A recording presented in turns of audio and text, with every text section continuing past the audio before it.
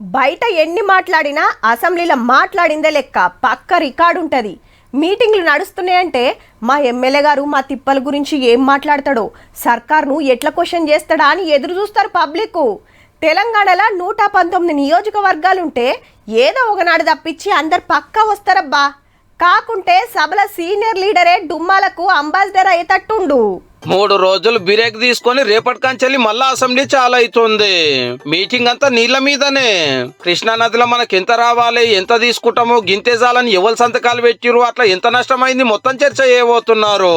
కొత్తగా చెప్తే సమజ్ కాదని పేద టీవీలో బొమ్మలు చూపించుకుంటే వివరంగా చెప్తారట సర్కారోళ్ళు. ఇవాళ ఇదే ప్రజాభవన్ లో మల్కా కాంగ్రెస్ ఎమ్మెల్యేలకు వివరంగా చెప్పిరు కూడా.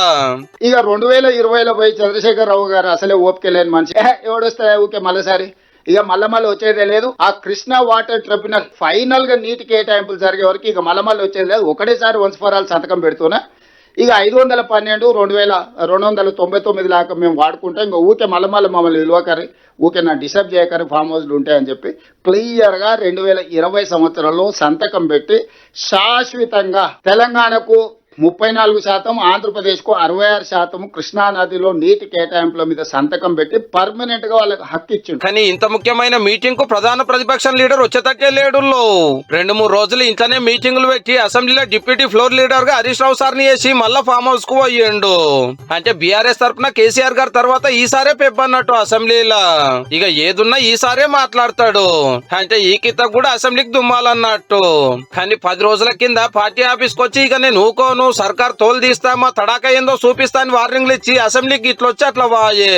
అది కూడా రిజిస్టర్ లో సంతకం పెట్టేదానికి, లేకుంటే పదవి పోయే డేంజర్ ఉందట. చంద్రశేఖర్ రావు గారు వచ్చి మాట్లాడాలి, దీని మీద ఇన్వెస్టిగేషన్ ఆర్డర్ ఇవ్వాలి. ఎవరి బాగు కోసము జూరాల నుంచి శ్రీశైలం పోయింది, ఈ 1000 కోట్ల రూపాయలు ఎవరింటికి వెళ్ళినాయి, ఈ కమిషన్లు ఎవరికి చేరినాయి, దీనివల్ల తెలంగాణకు జరిగిన నష్టం ఏంది. ఇక రేపటి కంచెలే అసెంబ్లీలో ఏం నడుస్తుందో ఎవరేం మాట్లాడతారో గానీ పాత సీఎం సార్ అయితే పరాకతిగా ఫామ్ హౌస్ లే ఉండేటట్టున్నాడు.